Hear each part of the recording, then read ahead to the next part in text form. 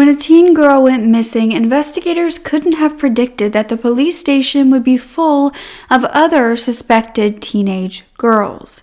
When Reena Virk was found murdered, stories of a fight that broke out at a party circulated, but they were insistent that she was alive when they left. So what happened under the bridge?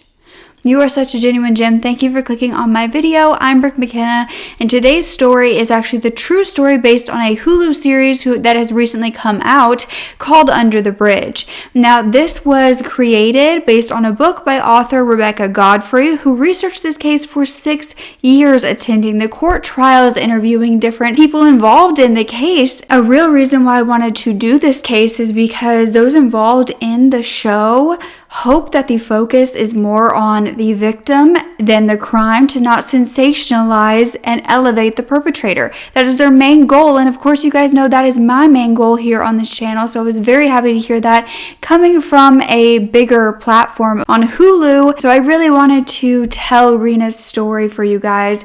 Now, if you have watched the series, or if you're going to watch the series, I do want to let you know it is a bit dramatized or fictionalized, including one of the main characters, which they portray as the author Rebecca Godfrey, as though she was deeply involved in this case, you know, talking with the killers, trying to find the information as it occurred, and that is not in fact the truth. She had grown up in the area, she researched the case a ton afterwards, she did a great job, but she was not involved in the immediate case. There was also some name changes that happened in the book and in the series, but I'm going to be giving you the real names and the real facts behind Reena Virk's case. I do want to quickly mention here that if it sounds weird or if it looks weird, I am so sorry. I have just moved into my new house, and so I'm still trying to get everything set up for you guys and come up with a cool background. So if you have any ideas, let me know down below. And if you're interested in following that journey of me moving cross country, I do have a vlog channel that I will link down below where I am vlogging the whole process. I also want to say a quick thank you to our sponsor, Love and Pies, who are sponsoring once again.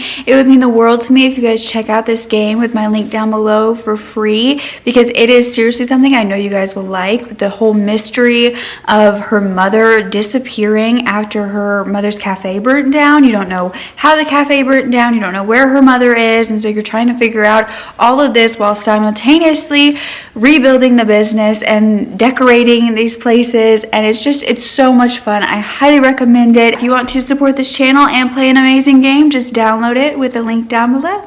Now let's get back to the story. So it was 1997 in Canada, and Reena Virk lived in Saanich on Vancouver Island of British Columbia. Now, Reena was a 14-year-old born in Canada, just like her mother, Suman, and her father, Majit, was an immigrant from India. Now, Majit had actually been studying for a master's in English literature, but had taken a trip to Canada where he met Suman, and they fell in love, and so they ended up living and remaining in Canada. Now, due to his studies not transferring over to Canada, he couldn't become a professor anymore, and he actually became a lumberjack. So they soon had their daughter, Reena, and they named her Reena because it meant the mirror, the looking glass, or the queen. Now, the family had actually converted to being Jehovah's Witnesses, which was not common in their area at the time, and because of this, they were a bit more outcasted than most families, and Reena really felt this as she attended school. She went to Shoreline School, and she wasn't very popular. She didn't feel like this queen that her name meant at all. In fact, she had a really hard time fitting in and just felt like an outcast from everyone around her. And this wasn't just because of her religious views. She didn't necessarily share the same views as her parents. It was just the way that she looked. She was a little bit more shy, and her dark skin also made her stand out, unfortunately not in a good way. And so she was often ignored or teased, and the bullying was so relentless that she actually began skipping classes. Reena was also struggling with the discipline from her parents. She was a teenager going through that phase, but she wanted more freedom, and she began to smoke marijuana and cigarettes and rebel against the rules. She was sneaking out, and in 1996, a year before this, she had actually reported her father for sexual molestation. Now, she was moved out of her family home into a foster group home for several months, but at this point, this allegation was revealed to be another way that Reena just wanted out of the house and not facts. She had made this false statement and she finally admitted that and recanted it. She had wanted to go to this group home because she had heard from other girls living in the area that they didn't have these strict family rules. They got to do whatever they wanted, which unfortunately was true. The foster system and these group homes were not doing a good job of looking after these children. But Reena eventually dropped the charges against her father. She moved back home, but she was kind of going back and forth between home and the group home where she had these friends. Her mother, Sue Mann, basically blamed social services for the entire thing, for mishandling the whole case, saying that they were trained professionals that couldn't tell that this child was a storyteller and wasn't telling the truth. But it seemed as though Reena's need for freedom came from a lot of pressure from her friends, especially the girls at her school. You see, by 1997, Reena was often sneaking out of her home with her two best friends, who were 14-year-old Nicole Cook and 15-year-old Kelly Ellard. They would go and they would sit under a street lamp and smoke cigarettes together, and they had actually met, she and Nicole had met at that group foster home where she briefly attended, and then Reena learned that Nicole wanted to become a hitman, and Nicole was just very popular around town. So of course, Reena wanted to get involved with her. And so Reena had learned a lot about not only the culture of the school and the children at her group home, but also about the gangs and the violence that they were involved in. So after Reena moved back home, she and Nicole's childhood best friend Kelly would sometimes go out together, and they would also meet up at this other guy's house. He was a bit older than them, I believe. His name was Colin, or was said to be Colin. I couldn't find his real name, but he would sell them the marijuana at times. He would also party with them and give them other drugs occasionally. He would later say that he regretted this. But Reena was really changing around this time, and she declared that she no longer wanted to be a Jehovah's Witness whatsoever. A family member of hers, her uncle, who was more open to the fact that Reena was changing, had actually seen a word written on Reena's arm and began to get really worried about her because this spelled Crip, like the gang. When she was asked about it, she said that it was a gang, that her new friends wanted her to be in this gang. But on November 15th of 1997, Reena's parents would report her missing. They would say that the night prior, she was at home eating soup for dinner. She told her mom she was on a diet, and so she didn't want the Indian food that her mother prepared. And the family was about to play cards, but Reena had then gotten a phone call. They couldn't hear the other side of the line, but they had heard Reena tell this caller that she was going to stay home that night. And then after a moment, Reena said, "I heard you wanted to rock my." And after some conversation, then the family could hear Reena say that she would meet them at the Walmart and then they would go to the party together. Now, she told her parents that she would be back by 10 p.m. that night, so she grabbed her knapsack with her perfume. She had some pajamas in there and a new diary with her as well. However, they said that 10 p.m. came and went, and then around 10:30, her brother Aman answered the phone, and Reena ended up telling him that she was at Mac's, which was in town but near a bridge, and that she was on her way home, but she never returned. Now, Reena's parents did not want her to go with these friends that night to that party. These friends were known not to make the best decisions, but their daughter wasn't listening to them around this time. She was barely in their custody, going from this group home to their home. She was floating between the two, and really anything caused a fight between the parents and Reena. So they sort of just let her go. And then they were looking through her bedroom when she was missing, and they found this notebook full of phone numbers in her room. They were thinking about calling some of them to see if they were her friends that had seen her that night. But Reena had also had plans with her uncle to go shopping the next day. She wanted to get a Winnie the Pooh teddy bear for this girl that she would often babysit. But she never showed up for that either. The problem was her parents knew that the police department weren't going to take this seriously because she had run away before. And she was also in foster care at one point. And because of the allegations against her father, there was just a lot going against them. And also, the problem was that the night before, when Reena went missing, there was an influx of calls to the police department. 36 people had called saying that they heard gunshots and saw something weird in the sky. The dispatcher had to inform all of them that this was a Russian rocket. And the next morning, the news would show that the space debris had landed safely in the Pacific Ocean off the coast of Washington, and it really was a rocket. But between all of that, the police did not want to take this seriously. And so they really didn't do anything for the first few days. And by that Saturday morning of November 15th, a man riding his bike in the area rode by a schoolhouse. And then he found an Adidas jacket as well as a pair of black shoes. They were wet from the morning dew, but as he pulled up the jacket, a trickle of blood fell.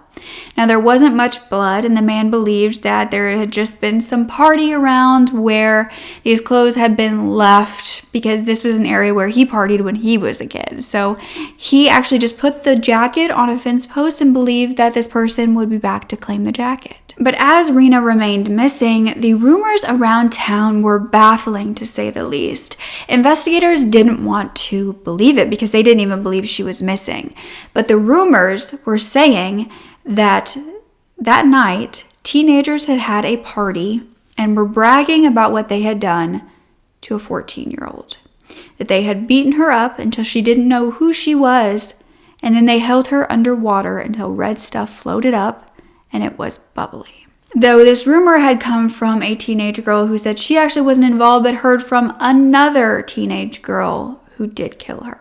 Friends of Reena's, including Nicole, had actually gone to the principal and asked him for a newspaper to see if there was anything about their friend being missing.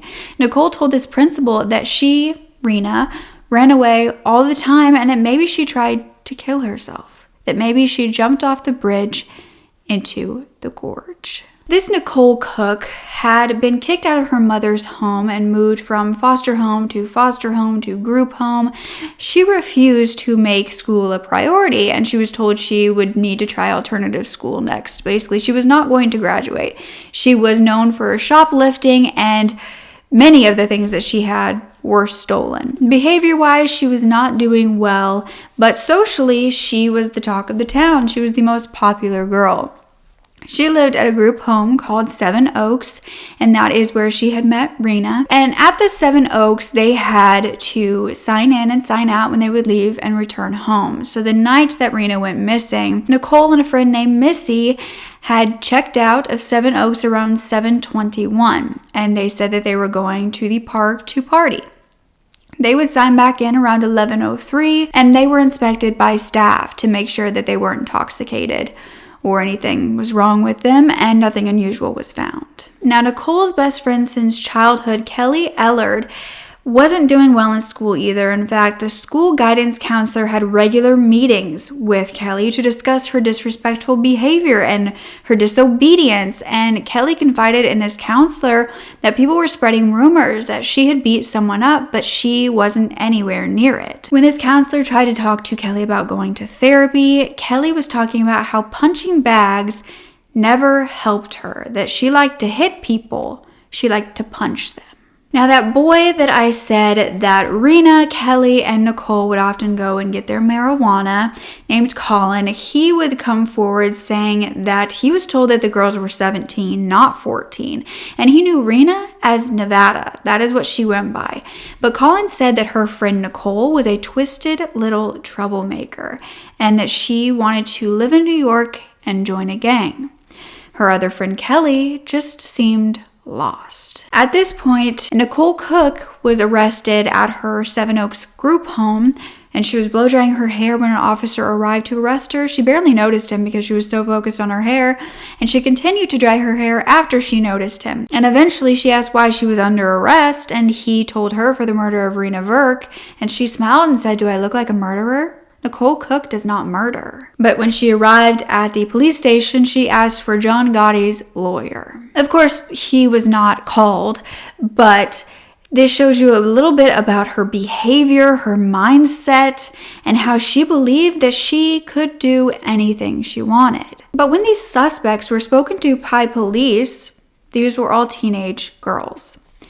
None of these teens referred to any sort of death or murder. They all spoke about that night of the Russian satellite and how there was a fight, but the police station was filled with rooms of teenage girls all separated so they couldn't corroborate their stories.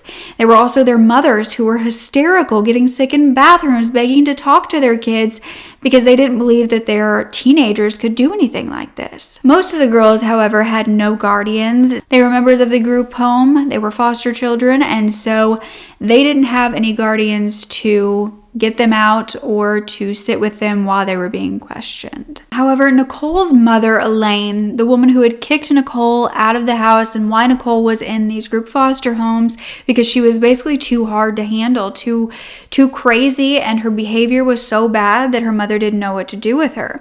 But her mother said that Nicole had come to see her the day of the murder, saying that the group home didn't feed her well and that she was feeling sick. Basically, she wanted her mother to call her in from school, and that is what her mother did for her. She was quite skeptical though, but she then listened to Nicole talking on the phone.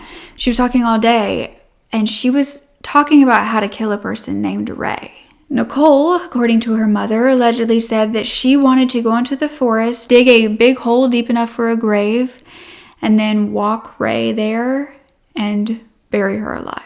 Although Nicole's mother was adamant that Nicole didn't sound serious enough for her to be concerned. But when Nicole did get off the phone, her mother asked, "Who were you talking to?" And she said her friend, Kelly. Now, as far as motive, a rumor had begun before the murder that Nicole had AIDS.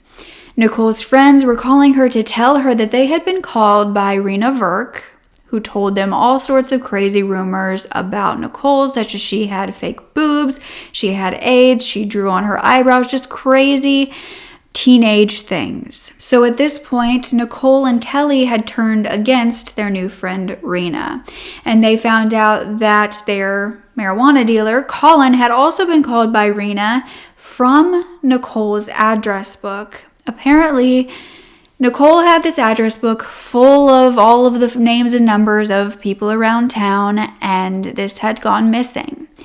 This would be the same book that Reena's parents would find in her bedroom. Now, when Colin confronted Nicole on why Reena was calling him 20 times a day, telling him that she liked him, Colin said that Nicole had told him, "Don't worry, you won't be hearing from her again." Nicole's former roommate at Seven Oaks claimed that Nicole had immediately started talking to her as soon as she moved into the room, saying that she hated this girl named Reena, that she was always making up stories, and that Reena hated her because Nicole was just so beautiful. Nicole then confided in this roommate that they had beat her up.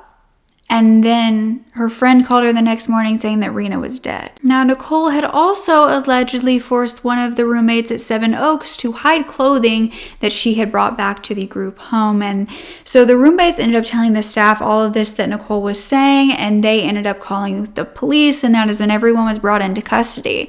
But at this point, these rumors were going from there was a party to there was a murder, that Reena was dead. However, Reena was still missing, and the search for her had found nothing. However, there hadn't been much of a search. But 8 days later, investigators were on the Craigflower Bridge, where there was this gorge waterway. And on a normal day, there was beer bottles, there was rusted nails, there was shopping carts in the water. It was not a well-kept place.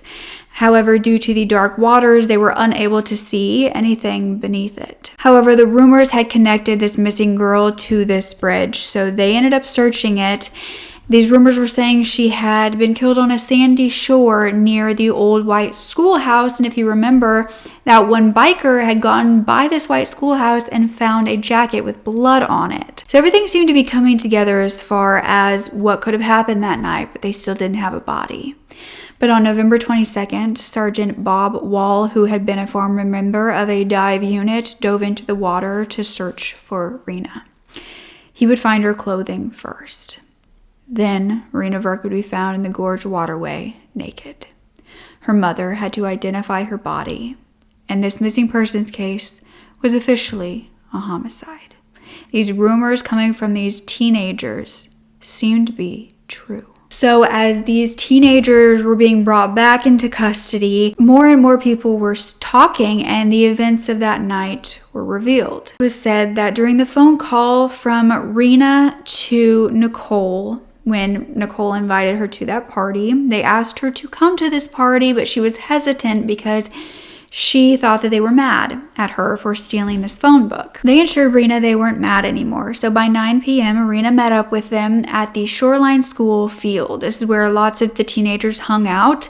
And there was just the three of them, or so Reena thought. When she got there, many girls from their school, from different schools were there, as well as some boys.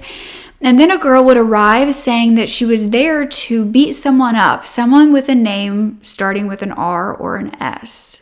Reena allegedly heard this, believed it was her, and started to run. Now, this party was so crazy that the janitor from the school called the police around 9:25, and the police got there and found around 50 to 60 people and told them to move along and go home. And so by this point, Reena was already running, and some of the girls had run behind her. They surrounded her and they told her that they didn't want to fight her, they just wanted to party with her, that this girl wasn't after her. Reena didn't believe them though. She was feeling very uncomfortable, so she ran to a close payphone and she ended up calling home, and that is when her brother picked up and she said that she would be headed home soon. However, the story went that as she emerged from this payphone booth, girls were blocking her way to the bus stop.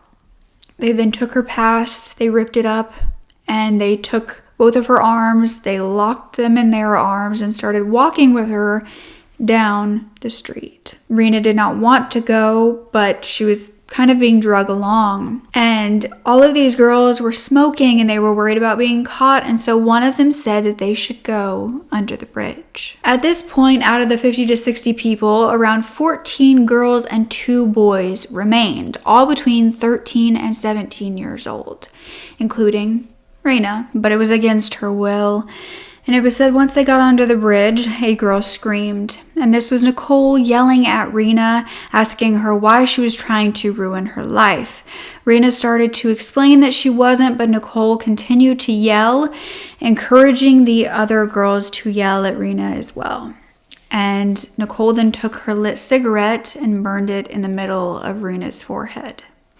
At this point, Reena swung at Nicole, and then Kelly ended up hitting Reena with a closed fist. At this point, several of the girls and both the boys were said to move up the hill and away from the fight as the other girls began to attack Reena. The girls surrounded Reena. She was trying to run past them, trying to get away, but she was thrown down, she was attacked, she was kicked, she was punched by multiple girls at once.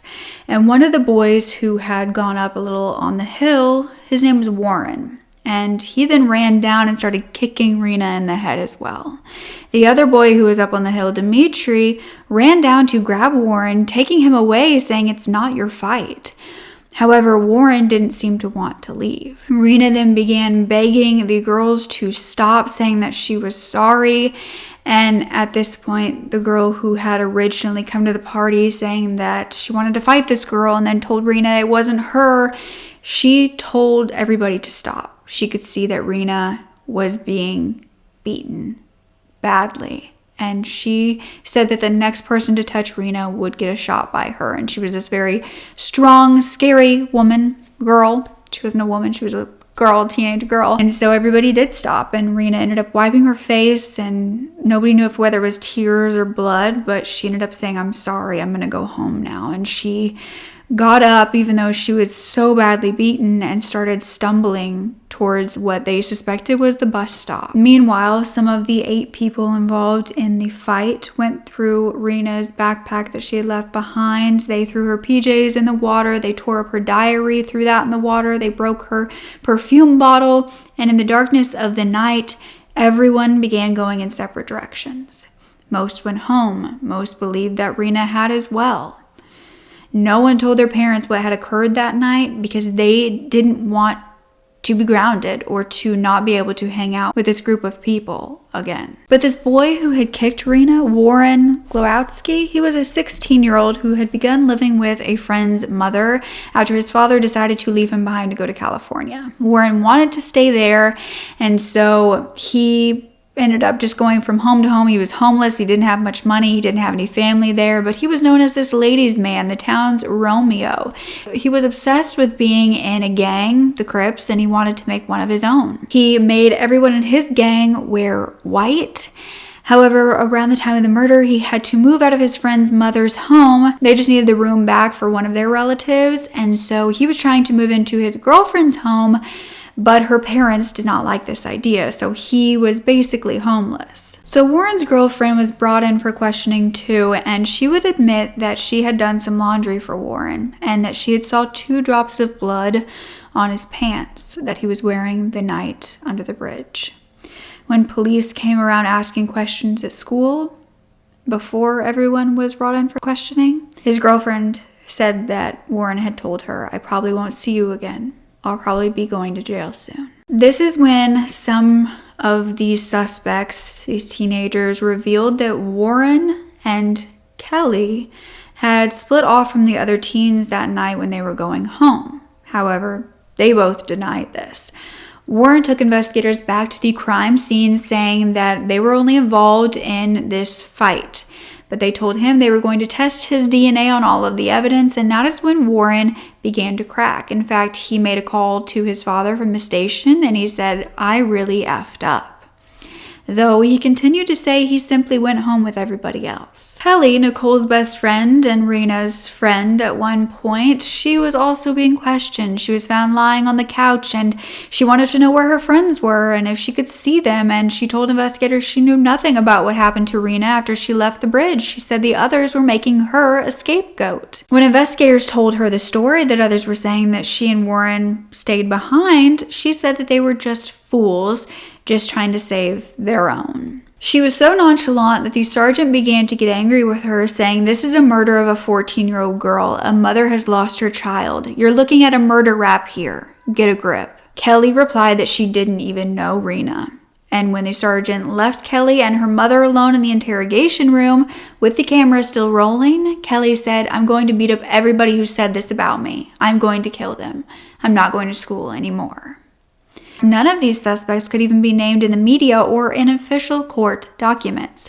However, they have since been uncovered, which is how I can tell you about them today. And that is when they searched Kelly's locker at school, and they found a drawing of police officers being shot with blood gushing out. But the question now moved from, was this a missing persons case or a homicide case, to if these 8 teens that had beat up this girl had caused her death, or if the 2 who had stayed behind were the ones who had caused her death afterwards. Because finally, Warren would admit that Kelly had asked him to come with her to see if Reena was okay.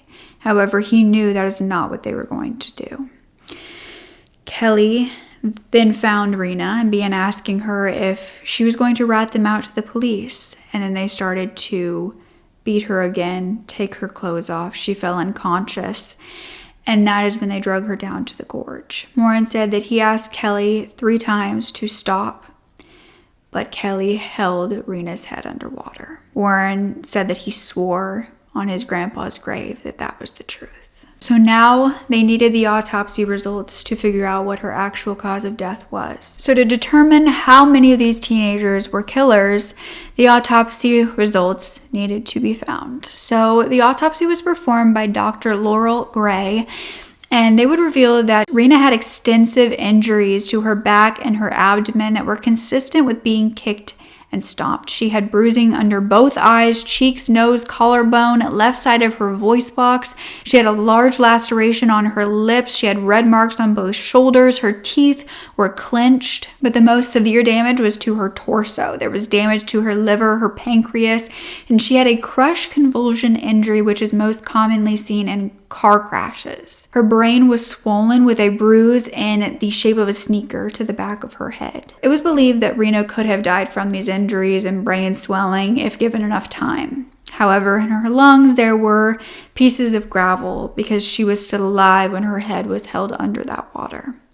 And so drowning was stated as the official cause of death, meaning that the amount of suspects went from 8 to 2, Kelly and Warren, even though it was stated that Reena still could have died from the beating of that fight if nothing else had happened that night. So 6 teens were going to trial for aggravated assault causing bodily harm and were deemed the Shoreline 6. These were the 6 teenage girls. 3 pled guilty, 3 were convicted by jury, and during Nicole Cook's trial, the judge spoke of her bizarre mafia fantasies and that she displayed all of the elements of a sociopath. The sentences were short, though, for these girls, and they ranged from 60 days to 1 year, with Nicole getting the maximum sentence of 1 year, which enraged her. She felt like she shouldn't have gotten that big of a sentence, that 1 year was for one shot she made at Reena, and that everyone else aggressively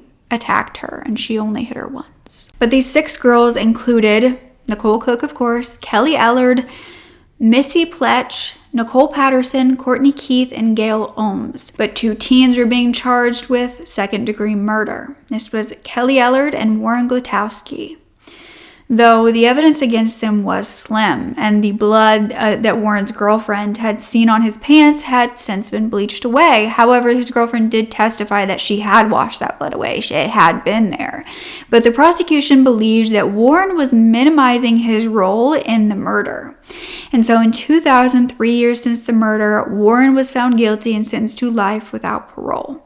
However, because he was 16 at the time, he was eligible for parole in 7 years. When the sentence was given, Warren's mother yelled out that her son never killed anyone, that she knew him, and he doesn't have it in him. Around this time is when Reena's parents actually sued the teenagers, the 6 girls who took part in the beatings, believing that their sentences weren't long enough. I couldn't find what actually came of this, though. Kelly's lawyer requested that her trial be moved to a different location due to the outcry from the public about this whole case. So when Kelly's trial started, the defense argued that Warren lied about Kelly's involvement altogether. However, she was found guilty and sentenced to life without parole. Though it didn't stop there, because that was overturned and she was released until her new trial 3 years after that. So in 2003, Kelly had her second trial. Warren testified against her with Kelly herself on the stand, and it was said that Kelly seemed like 2 different people when questioned by the defense and the prosecution. The prosecution then brought in Kelly's jacket that she was wearing the night under the bridge that had salt water stains on it. And Kelly started crying immediately, saying, "You got what you wanted. I'm going to be convicted." However, the second jury ended in a hung jury. The next year, while Kelly still had not been sentenced, Warren had his first parole hearing, which was denied. The year after this, in 2005, Kelly had her third trial and was convicted again of second-degree murder and sentenced to life with no parole for 7 years. This was appealed and then overturned based on an error by the original trial judge. In 2006, Warren was actually granted unescorted temporary absences from jail, which is apparently something that they do in Canada, where they will let these prisoners out for certain periods of time where they are not watched. It's not a parole, and they have to come back to prison within that time period. But then he was granted full parole in 2010. Reena's family did actually allow this for Warren to get out of prison because Warren expressed remorse and responsibility for his part in the murder. While in jail, he was in restorative justice programs. He worked with elders in his indigenous heritage to take responsibility, and he even apologized to Reena's parents in a healing circle. So Warren ended up serving around 10 years for the murder, and he said, "I hated myself. I think that night I turned that hate outward." Then in 2009, Kelly's overturned conviction of her third trial was then overturned by the Supreme Court of Canada, saying that that judge was harmless and that her conviction could stand. So she was sentenced to life with parole in 7 years. But she would be granted day parole 8 years later, allowing her out of prison for 5 days at a time. She also would change her name to Kelly Marie Sim at this point. And then 5 years after this, 25 years since the murder, Kelly could have been paroled. However, she waived her rights to a full parole hearing, saying that she wasn't ready to return to society. She was 41 at this time, and she had 2 children from when she was out on her day paroles, but she was not ready to be released. I find that very interesting that Kelly herself knows that she should not be in society. But there was a documentary that came out, and it was called Bloodlust Under the Bridge, and Nicole Cook would be spoken to, and she would deny having anything to do with the actual murder, but said that Reena was just really jealous of her. Nicole asked, though, if this murder would have ever happened if she wouldn't have burnt Reena's face with a cigarette that night, started the fight. Nicole replied, "I don't know. Maybe not. Maybe." She said when she did it, it was because Reena had called her a B. But Nicole felt that her own sentence was too harsh and seemed to have no remorse. Missy, another one of the girls who was charged, was also interviewed, and she was said to show a little bit of remorse. And Gail, one of the other girls, has since passed away. But we don't know about the other 2 girls who were charged with assault for the fight that night, Nicole Patterson and Courtney Keith. I couldn't find anything on them, at least. But Reena's family believe that social services failed that little girl miserably and put her in harm's way when it unnecessarily got her involved with the individuals that ended up killing her. Her father wrote a book on this case saying, "I think people have to also see that any normal family, no matter how hard they try to keep their family intact, they can be derailed by this system. I think that's what happened here. The system fights to keep children safe, but they also go too far in the way of sometimes they make these children get into situations where they're even less safe than they were before." Reena's mother, Suman, actually kept in contact with Warren, which she said gave the Virks so much closure. She told the Vancouver Sun, "You don't really want to sit down and talk to the person who has taken your child's life. Seeing what he had to say for himself, it doesn't make the things right or take the pain, but you can let go of the questions you have and put it behind you. It gave us a voice to say whatever we needed to." Both of her parents worked on anti-bullying campaigns throughout Canada for many years after their daughter's murder. It's heartbreaking to see not only how this bullying became deadly, but the fact that so many of these individuals during this time, and I'm not sure, you'll have to let me know if this is something that still happens, but many of these teenagers in Canada appeared to be in foster care or in these group homes where there was no supervision, there was no one holding them accountable, there was no one showing them discipline or how to be a good person. And that doesn't mean that they, have an excuse for why they went and murdered this girl, why they beat her up so bad that she could have died from those injuries. None of it is okay. Do you think that the girls who were responsible for the assault, should they have been sentenced to more time, or you think that they have gotten enough time? Do you think any of them have remorse for what they did? But Reena Virk just wanted to fit in. She just wanted to have friends and feel like she belonged. And these teenagers decided that they would take advantage of that. They would invite her to a party where they knew they were going to attack her. Did they know they were going to murder her? We may never know.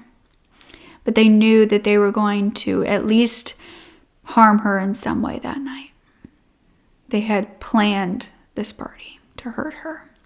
So let me know, have you heard of this case? Did you watch the Hulu series? But it is interesting, the portrayal of Nicole Cook, who is Josephine Bell in the book and the show, and how much she really had to do with all of this as far as why Reena was being bullied, why Reena was being beaten up, and how little consequence she got for that, even though she did appear to be the mastermind. Would Kelly have killed Reena if her best friend Nicole hadn't been out to get her that night? There is just so much to discuss here, so please leave all your thoughts below and we'll discuss it down below. But don't forget to speak up.